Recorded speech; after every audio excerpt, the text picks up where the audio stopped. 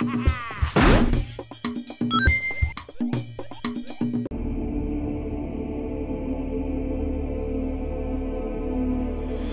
here at the NCSoft offices in Seattle with Sean, and he's going to tell us a little bit what's up with Aion.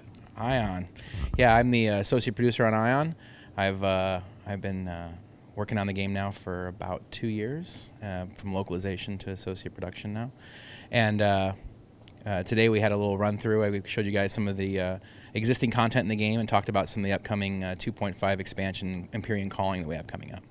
So what's the philosophy that goes into sort of updating the game now that it's live and you have had players playing it for quite a time? Right. So you know, right now we have a really vibrant, large community of players comprised of PvE players, PvP players, and we want to make sure as players are reaching those higher levels and getting through things, we want to give them more and more content for them to experience at the high levels, as well as giving them maybe new players or players who decided they've gotten to the end of the game, maybe they want to re-roll and try something else, new content to experience along the way as they get up back into those higher levels again. So is it a matter of giving people more of what they enjoyed, what they've enjoyed playing already, or is it about giving them new experiences? It's actually a mixture of both. Obviously, you want to make sure that you're doing the things that they want to have, but a lot of times we have new and innovative ideas that we come up with that we want the players to experience. We get excited about things just like they do. So it's a little mixture of both. I think it's about examining, of course, what our core players want to see, and then also giving them some things that maybe they didn't know they wanted to see. So talking about the things they didn't know they wanted, what kind of things are those, and what are you bringing to Empyrean Calling? So I think the biggest thing that we've done recently was a lot of the updates with the pet system that we integrated in the game with Assault on Baloria last year. Players had been asking for a pet system, but I think they were thinking that we were going to do like what most games do, which is just a vanity pet system, just a kind of I don't want to say useless pets, but pets that don't really serve much of a purpose other than showing them off in game. And what we did was kind of take that idea and decided that we could actually make a functional system that wouldn't alter gameplay for players. We wouldn't have to worry about players having a significant advantage over other players because of that. So that was something we recently did with I think with 2.5 Empyrean Calling. One of the big things that we're bringing in is a helper system, which is allowing the upper level players, higher level players, veteran players help our new players or just low level players, kind of bridging that gap between the two. And could you tell us a little bit more about the functions that you're building into the Legion system and all that stuff?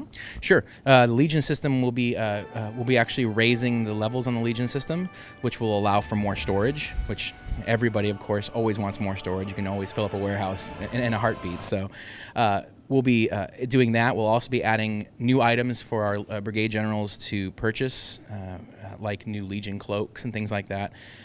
Just more ways for them to customize it, as well as the brigade general's ability to actually set permissions based on different groups inside their Legion. It's for accessing bulletin boards, announcements, the inventory system, I'm sorry, the storage system, things like that. It just gives them more ability to customize their Legion the way they want to actually manage it. So it's easier to control it. Yeah, exactly. And I understand that you're going to do another free expansion, so to speak. Can you tell us a little bit about the philosophy that goes into that and why you haven't gone with a paid expansion or a retail expansion? So I think in order for us to go to the route of making a retail expansion, you have to feel as though you're providing an experience that may completely change with the way the players are playing the game. I think a lot of times in the past we've seen games do expansions, and the expansion is based on introducing an entirely new area of the game or a completely different thing. For us, right now, our goal and our focus is purely on making sure that our new players and our existing players have all the content and all of the features. And it's kind of like our gift to just constantly keep creating these things and putting them out there. And sometimes it's hard to decide which route you're going to go. But so far, for our case, we've decided to continue to keep producing free content for the players. And speaking of the content, you got 2 new instances. Can you tell us a little bit briefly about what those entail? Yeah, for sure. So we have a new instance that is currently called Araka, which is the storyline behind it. It's a huge outdoor instance, and the storyline behind it is really trying to interrupt the Balar supply lines in this giant war that we are engulfed in the game. So that instance it provides players with PvP, the ability to pick up PvP gear, to gain AP points, things like that, in order for them to obtain those items that they want to get. The second instance is a giant gauntlet instance, basically, where you run 50 total rounds of survivability with 5 of your closest friends. They'll be close friends if they're not at first, but you'll be close friends by the end, to see how far you can last. And in that system, it's just going round after round of monsters with kind of little mini games mixed in between to kind of keep things fun and a little more lighthearted while you're kind of concentrating on the battle. And that will start off with kind of low-level bosses and work their way all the way up to some of the big-name bosses that we've seen in the game. That particular instance is currently called Boot Camp. So for what kind of player do you feel that Boot Camp is aimed for? Well, what's really cool about it is that our PvE players are the ones who, some of the more casual players might not be normally getting into groups and things like that, but this is the kind of time where it's easy for them to get into a group, it's easy for them to jump in, there's not a lot of objectives to it, it's pretty straightforward survivability fighting. So it becomes more of a bragging rights on how far I'm able to go, because as you progress, you gain more and more of these tickets and tokens that you're able to use to buy gear and things with later on. So it's really about the I think it's going to appeal to just the competitiveness and just about everybody who plays any kind of game.